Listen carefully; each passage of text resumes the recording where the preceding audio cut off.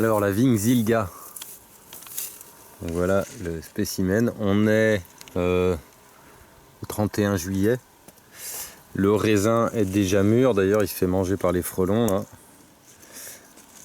Donc là il va être mûr d'ici. Il sera complètement mûr d'ici une quinzaine de jours. Et donc on peut voir qu'en fait un plant est très productif. Hein. Il y en a un peu partout. Et donc là le plant part, où est-ce qu'il est? D'ici.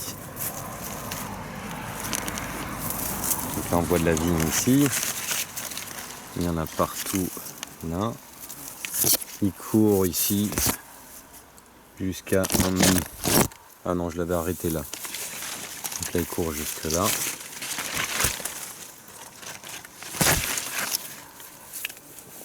Et donc un plant m'a fait, ouais, il est pas loin d'une centaine de grappes, entre 50 et 100 grappes. Passer derrière, on va voir, il y en a au moins autant.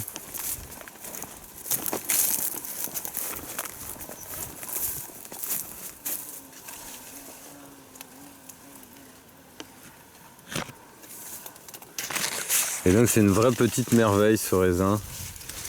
Il est à la fois super bon, il a un goût de cassis framboise, résistant à toutes les maladies, sauf aux frelons. Donc son seul inconvénient, c'est de ne pas être résistant aux frelons, mais je connais pas de raisin qui soit résistant aux frelons. Et donc l'astuce en fait c'est à partir de cette période là, de mettre les grappes en sachet, les ensacheter, pour faire en sorte de protéger le raisin des guêpes et des frelons. C'est la seule chose qu'il y a à faire sur ce raisin. Et après le tailler chaque année. Alors ça, j'expliquerai ça sur la taille, hein, la technique où on laisse qu'un cordon qu'on rabat tous les ans.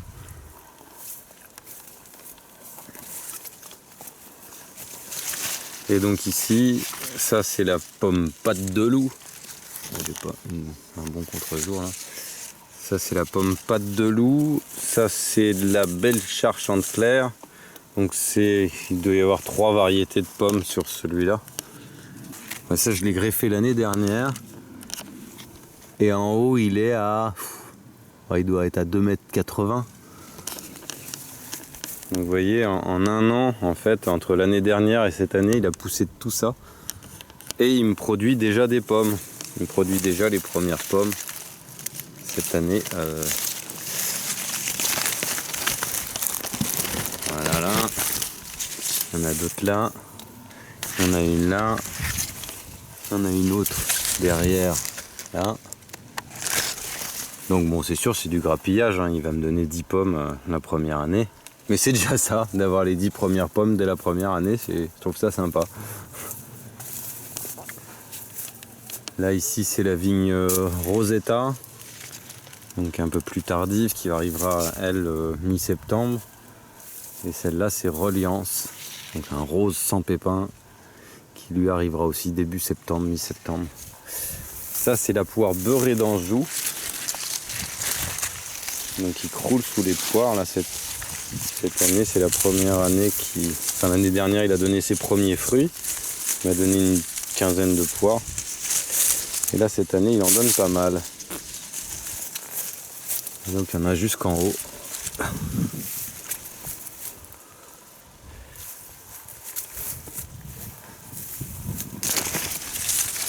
ça fait une belle petite grappe.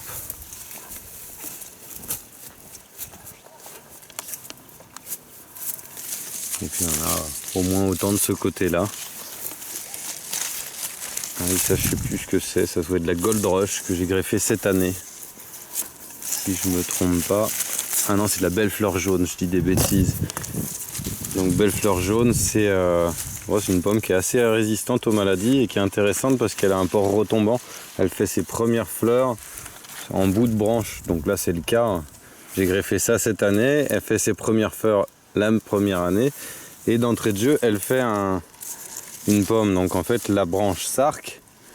Donc naturellement, ça va forcer à faire un rejet, un gourmand qui va repartir certainement d'ici ou de ce... Et donc c'est un arbre qui naturellement en fait va avoir un port pleureur. ça va être un pommier qui va avoir un port plus pleureur que les autres. Et donc en général ça étale un peu la production de fruits.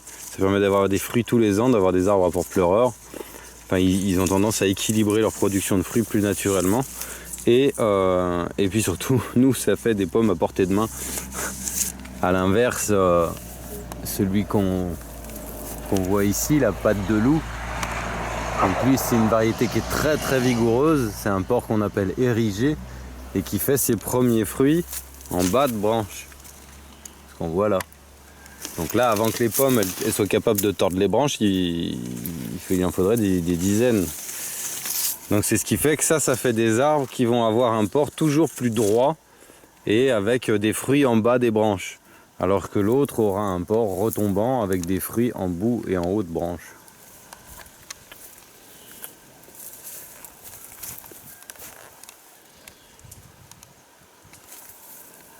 Et ça, c'est de la Chanteclair, si je me trompe pas. Ouais, c'est ça, Chanteclair.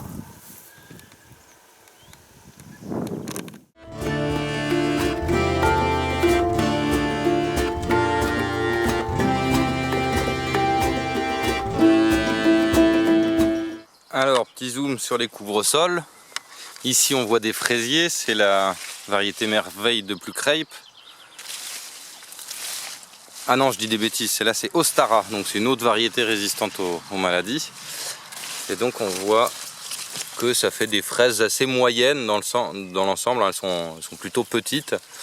Mais disons que pour de la culture multi-étagée, vu la dose de framboises, de pommes, de poires qu'on a en même temps, on ne peut pas demander aux fraisiers de produire autant qu'un fraisier normal, mais on voit ça produit pas mal, hein, il y a des fraises un petit peu partout. Et donc le fait d'avoir un arrosage, là j'ai pas du tout arrosé, donc c'est pas forcément flagrant, enfin où j'ai très peu arrosé. Les fraises, plus on les arrose, plus elles sont grosses, donc ça peut être intéressant de mettre une irrigation si vous avez des fraisiers. Alors là ici on voit des rhubarbes, et ça c'est un reste de salade que j'ai complètement oublié, elle va monter à graines, elle est en train de monter à graines. Donc ça fait vraiment des super couvre-sols intéressants qui sont vivaces, qui permettent d'apporter une culture. Et donc là, elle est plantée en même temps, donc c'est une triade, hein. Ici on a un pommier, ça c'est un prunier, et ici c'est un cognacier sur lequel j'ai greffé 3 sortes de poires. Au pied des 3 arbres, j'ai planté ma rhubarbe, dont on voit qu'elle se porte très bien, hein. Et j'ai planté une autre plante qu'on voit ici, c'est la Loganberry, non la Thaïberry, qui permet de grimper sur tout ce beau monde. Alors là, pour anecdote, sur le prunier, ça c'est de l'abricotier qui a été greffé. Ici c'est de la prune cœur de lion Morettini, ici c'est de la prune abricot. Donc à terme, va y avoir une douzaine, une quinzaine de variétés de fruits sur ces 3 arbres. Et donc au pied, on peut voir donc la rhubarbe, donc des salades, mais les salades dans les fruitières, faut vraiment les mettre au printemps et les cueillir assez tôt. Ici des blettes, donc ça se ressème tout seul tous les ans, on en voit une autre ici. Donc tous les ans en fait elles font des graines et elles se ressèment toutes seules. Ici on voit des crônes du Japon. Donc ça fait des petits tubercules dans le sol, ça va être un peu moins intéressant à les récolter dans les fruitières parce qu'ils vont être dispatchés un peu par-ci, un peu par-là. C'est difficile de faire une grosse récolte de crônes du Japon, mais par contre quand on a des blettes un peu partout, comme ça permet de pouvoir les couper toute la saison pour faire des jus. Hop. Alors là ce qu'on va voir c'est l'artichaut, donc qui sont tous plantés dans des grillages parce que j'ai des gros problèmes avec les campagnols, ils me ravagent tout ici les campagnols. Et donc depuis que je les mets dans ces sacs, enfin dans ces paniers, je récolte des artichauts. On en verra un peu plus loin. Ici c'est de l'origan, donc qui est planté au pied d'un pommier M27 que j'ai greffé cette année. Donc il n'est pas forcément, c'est pas forcément très flagrant de. Enfin, vous allez peut-être vous dire, il n'a pas beaucoup poussé son pommier, mais c'est normal, je l'ai rabattu cet hiver et je l'ai greffé cet hiver, donc c'est normal qu'il soit très petit. Mais donc par contre ça, l'origan, c'est vraiment un très bon couvre-sol qui a une allélopathie positive pour les pommiers, pour les pruniers, qui va lui donner des substances en fait qui lui permettent bien plus résister aux maladies. Alors là ici une rhubarbe qui a été mise ce printemps, donc elle a un peu de mal à... Ah ça, du liseron, faut surtout pas le laisser se développer dans vos haies, parce qu'une fois qu'il y a des graines, il y en a partout. Donc ici le couvre-sol c'est les framboisiers. Là ça c'est de la Fall Gold, non c'est de la Golden Queen. C'est une variété qui est très productive, remontante et qui donne des fois jusqu'en décembre. Là ici on voit des amélanches du Canada, donc ça c'est la variété Martin. Donc on voit qu'elles sont vraiment plus grosses que la normale et surtout elles font des grappes très grosses, très longues. Ce qui n'est pas le cas de la variété Ovalis. Ici, de l'alière, donc un bon couvre-sol, une crucifère, quel goudaille qui se ressème toute seule. Là j'ai un artichaut qui repart. Toujours des blettes. Au milieu de l'alière, il y a de l'ail des ours. Donc là en fait ça c'est une zone mi-ombre. Et à partir du moment où c'est pas trop sec en été, donc c'est le cas grâce à cette irrigation. Si j'avais pas l'irrigation, on n'aurait pas des ours dans cette haie. Mais là, grâce à l'irrigation, ça fait que le sol reste frais en été. Et donc je peux avoir de l'ail des ours. Là, ici, le liseron qui entre en fleurs. Donc ça, c'est urgence d'arracher.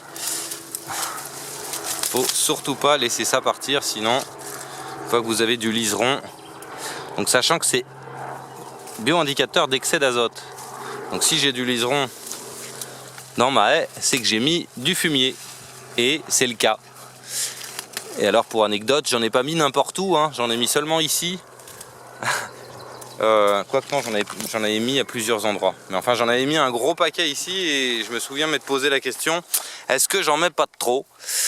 Eh ben si, vous le voyez, Convolvulus arvensis, c'est... le liseron, donc plante très toxique, hein, faut faire attention, même quand on l'arrache comme ça avec les mains, il faut aller se laver les mains. Si vous désherbez plusieurs fois dans la journée, il ne faudrait pas vous étonner de vous sentir mal le soir en vous couchant, juste en ayant tripoté ces plantes. Alors un autre couvre-sol intéressant, le kénopote blanc, donc c'est un épinard vivace qui se ressème tout seul. Là ici on voit la mélisse citronnée. Donc on voit, ça fait vraiment un gros bosquet, un gros buisson qui couvre bien le sol. Et ça avec la menthe et d'autres lamiacées, en fait c'est vraiment des bons couvre-sols au pied des arbres fruitiers. Ça empêche l'herbe de se développer, quoi. Ça empêche l'herbe d'avancer dans la haie.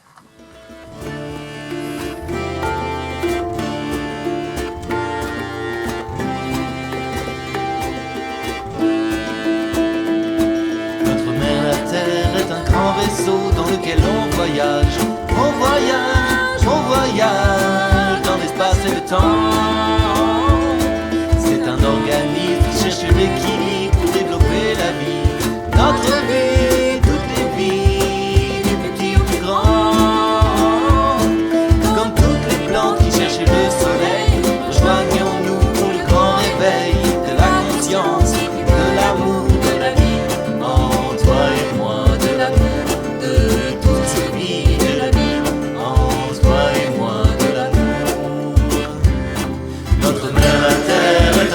Dans lequel on voyage dans l'espace et le temps. Quand il vient le jour de l'air et du soleil, il y aura du vent, du mouvement, du changement dans la vie chaque instant. Alors danse la vie, ouvre ton cœur, car le miracle est à l'intérieur. Derrière les peurs, derrière les pleurs, il y a la